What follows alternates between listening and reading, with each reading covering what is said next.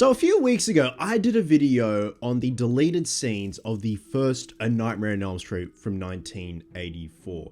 It's ironic, out of the entire Elm Street franchise, the first one probably has the most amount of deleted scenes, alternate takes, and the purpose of the video was to essentially see if those deleted scenes, well, some of them, for the most part, could have worked in the final cut of the film. Now, deleted scenes are usually deleted scenes for a reason, but there were some that did actually work. But from the first Elm Street onwards, there weren't really any installments in the franchise that had deleted scenes. If anything, it was tiny little snippets. I know in the case of Elm Street 5, there was the cut scene of Dan's death, but we are now getting that uncut death in the 4K restoration of the film next month, which is very exciting. But upon reflection after that video, and I had a lot of fun doing that video, the research was fun, the filming was fun, and the reception was great as well. I thought Freddy's Dead actually has some extra deleted scenes, like more than the others. And you know my love for Freddy's Dead. I'm unapologetically a fan of Freddy's Dead. I'm aware how silly the film is. I love the film, warts and all. And it actually has a lot of deleted scenes. So like the first Elm Street deleted scene video, we're going to do is we're going to react to some of the deleted scenes. Now these things are super rough and crunchy. So much so, I don't think they're even going to attempt to try and put some of these back into the 4K version of the film.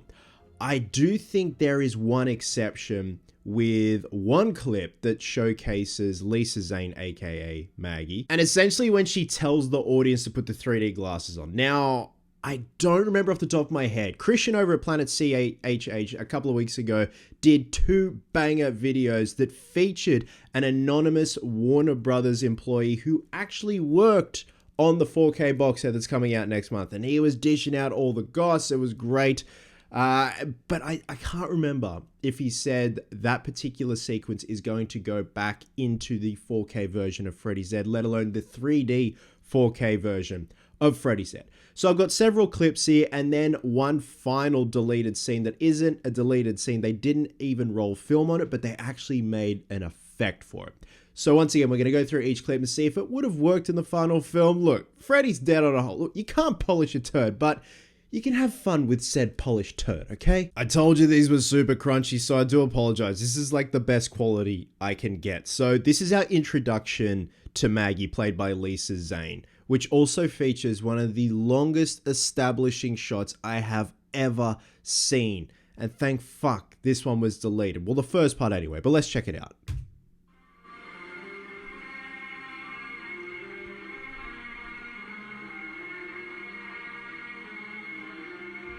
But it's also like foreshadowing youth problems.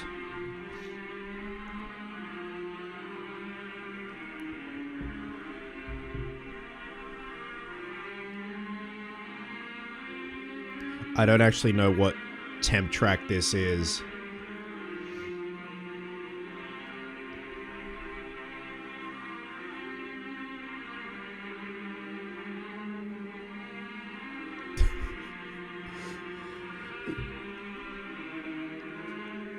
This is taking forever.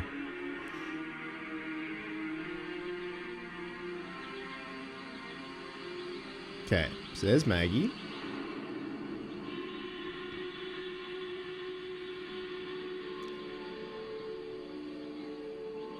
Now we do get scarix of this flashback throughout the final cut of the film.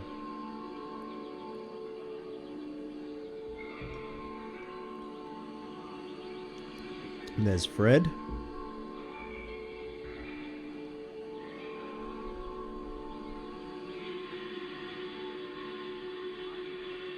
See, this music's kind of eerie. I dig this track that they're using.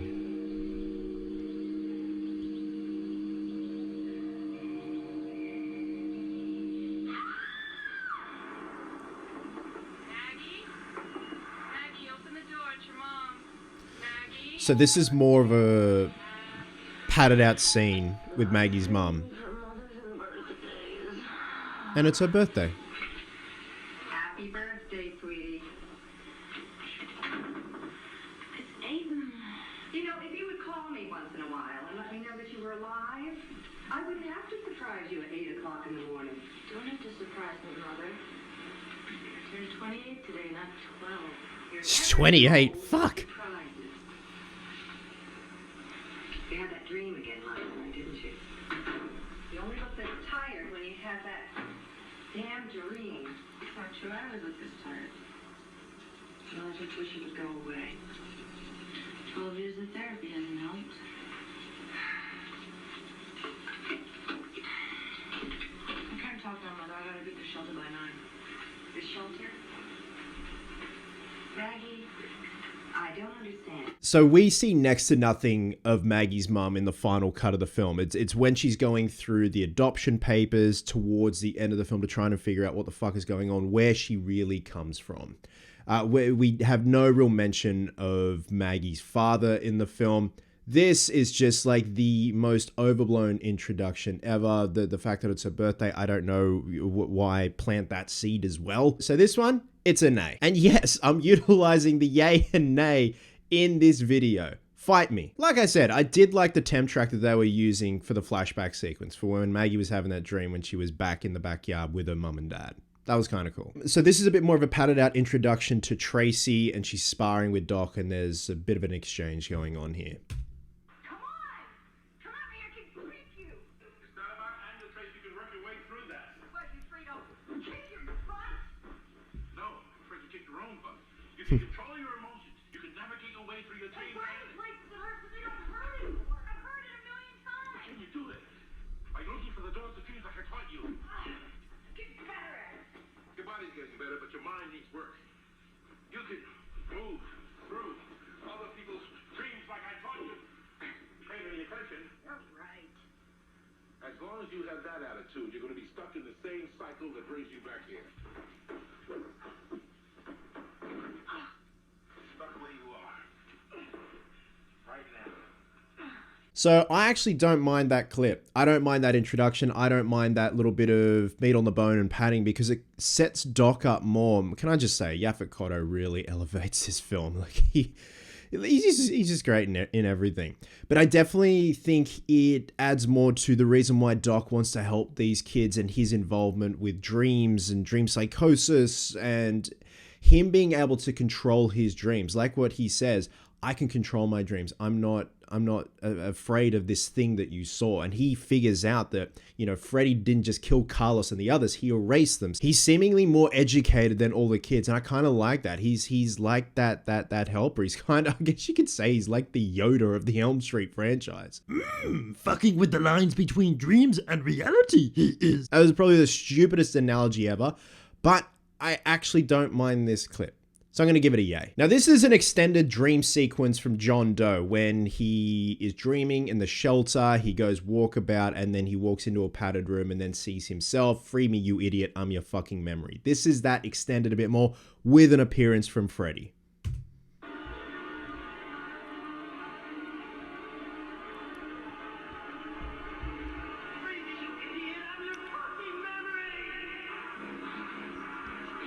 Chained up.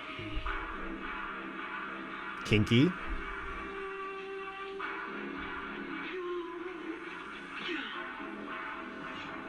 This is your wake-up call, sonny boy! So I don't think this is necessary at all. And that appearance of Freddy just adds to the fucking goofiness of the film. Look, I know the film is goofy as it is, but I just don't think it was necessary. It was interesting to see the quick pan arounds, with him like chained up and on the gurney and all that. But I just think the final cut of the film, the version we get, just the quick little free me, you idiot, I'm your fucking memory, when he's in the padded cell, there's blood on his face. I feel like that's more effective. So this clip, it's a nay. Now, this clip, I think we see Freddy absorbing Carlos's soul. I think. Yes.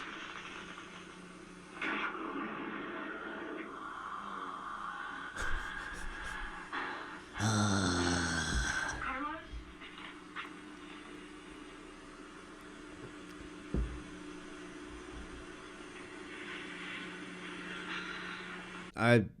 That's it. Nay. Okay, so this is the clip where, again, I don't know if that Warner Brothers exec that remained, not exec, the employee that remained anonymous that was on Planet CHH's video, or videos per se, a couple of weeks ago, whether or not this clip is going to be restored and added back into the 4K version of Freddy's Dead, or the 3D version. If you opt for that one to watch that one, then this clip will be in it. I don't actually know. Will be cool though. It's very cheesy, but check it out.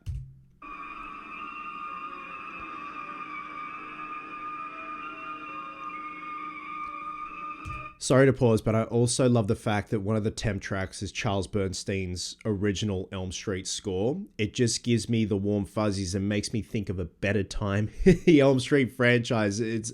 I don't know, just adding that into Freddy's Dead kind of brings it up a little bit, but it's because of the score, not because of the film itself.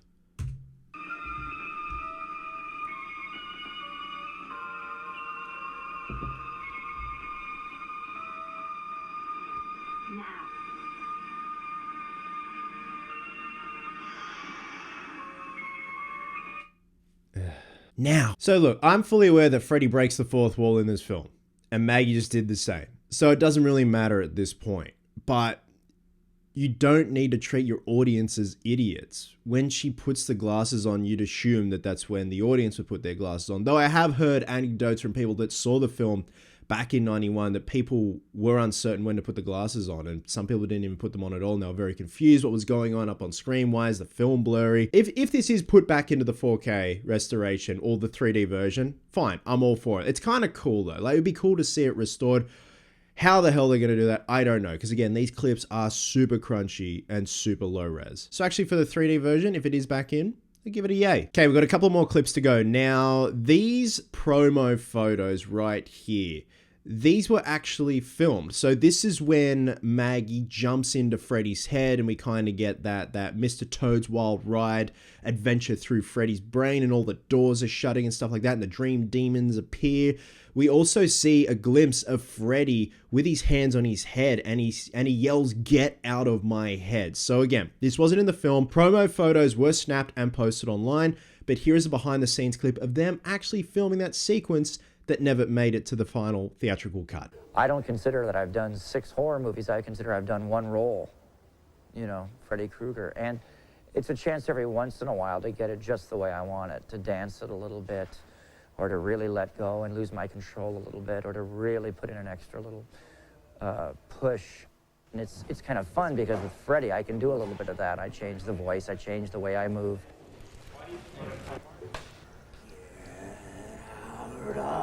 My head! The final 10 minutes of Freddy's Dead have been painstakingly shot in a special 3D process, which the filmmakers call Freddy Vision.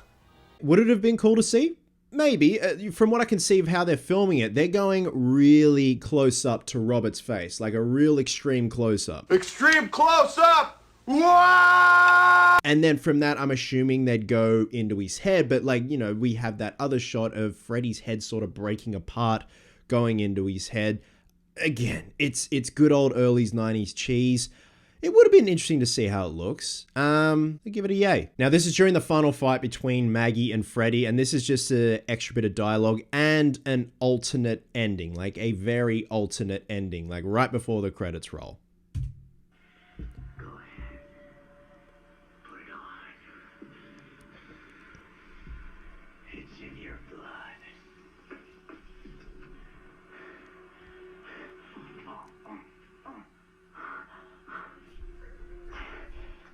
Robert, what are you doing back there?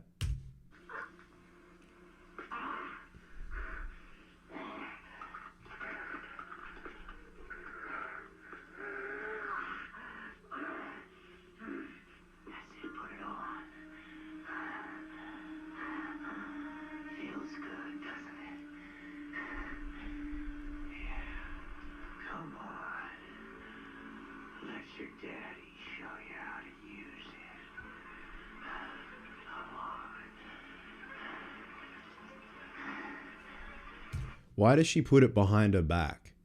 He knows she's wearing it. It's no fucking surprise.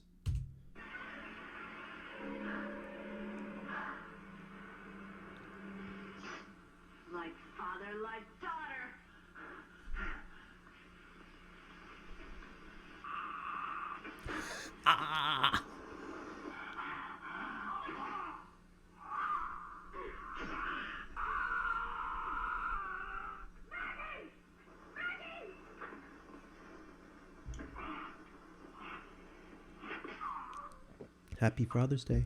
Happy Father's Day. Oh god, that's overblown.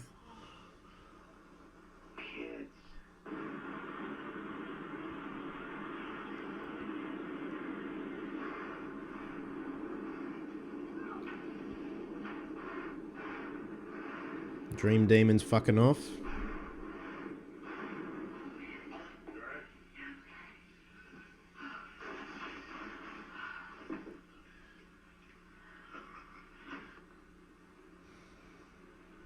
Freddy's dead.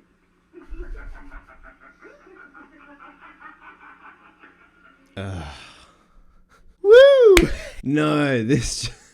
I don't like the father-daughter bit. Why does she put the glove behind her back? He already knows she's wearing it. And then at the end when they're all high-fiving, it's just like, it's entered this whole new level of cheese. Look, the original ending in the theatrical cut where Maggie just says, Freddy's dead, and then Iggy Pop starts playing. Even when I was a kid watching that film for the first time, I'm like, is that it? That is it. They just wanted to get the fuck out of there. So this is a massive yay for me. I'm not. And our final deleted scene isn't a clip, but what I'm going to do first is read an excerpt from my second draft, my original second draft script of Freddy's Dead. Now, I did an unboxing video on this and went through the changes from this to the final theatrical version. I will leave the link down below if you haven't checked that out. So we're going to be talking about the character of Sykes that never made it into the theatrical cut of the film. Now, just a bit of a refresher. I'll just go through a quick little description of Sykes and then show you guys the effect that was made for the film, but ultimately they never rolled film on. So we're in a school with Maggie and John Doe. Faculty room night. Maggie and John talk to Sykes, which isn't easy. The man is barely understandable. His conversation is scattered and twitchy. He talks to them as he putters around the useless room tidying up. Sykes, FK and me were buddies, pals. We worked together right here, caretakers. Took good care. Maggie, what happened to all the children in this school? Sykes, the kids? I knew there'd be people coming. To blame it on me. Sykes continues. He made me promise not to tell. Said I'd get worse if I did after he'd come back. Maggie, from where? Sykes, from being dead. He promised me he'd come for me, in my sleep. That's where he gets you. Points to his hidden eyes. But I'm too smart for him. I took care of that. Everything might have been different if they hadn't took the kid away. So you hear that description. Points to his hidden eyes. So take a look at this special effect that was made for the character of Sykes. He had stapled his own eyelids open, which is a damn cool effect and something, quite frankly, that is very dark. Almost too dark for Freddy's Dead. Now, I'm part of a makeup effects group on Facebook, and a week ago, someone who worked on that specific effect for Freddy's Dead posted that behind the scenes photo and a description, also including the actor that was going to play Sykes in Freddy's Dead. So a massive shout out to artist Rod Matsu, and he goes on to say, this makeup was all ready to get filmed before the scene was cut from the schedule of Freddy's Dead, but the character of Sykes, aka Larry Hankin, that's right, character actor Larry Hankin was going to play Sykes. Was to be a high school janitor who would escape Freddy Krueger's deadly nightmares by stapling his eyelids to his forehead to prevent sleep. Some building out of the front of the face allowed for cables to move the eyes. This thickness was gradually tapered down, allowing the actor more flexibility in the lower part of his face. Dick Smith's Pax paint formulas were used to create an illusion of translucency on the foam rubber surfaces. Could this have worked? For me personally, yeah, this scene could have added a bit more darkness to the tone of the film. Obviously, the tone then would have shifted all over the place because you go from absolute wackiness to a man that escaped the clutches of Freddy and stapled his own eyelids open. It's like the original sequence that Wes Craven wrote in Wes Craven's New Nightmare, where he had cut his own eyelids off and he was on the run from Freddy in a van driven by Michael Berryman from The Hills Have Eyes, and he was writing the script to get away from Freddy. Stuff like that. Weird, twisted stuff. I think this definitely could have worked. And the fact you had Larry Hankin as well, who's an incredible actor, an incredible character actor.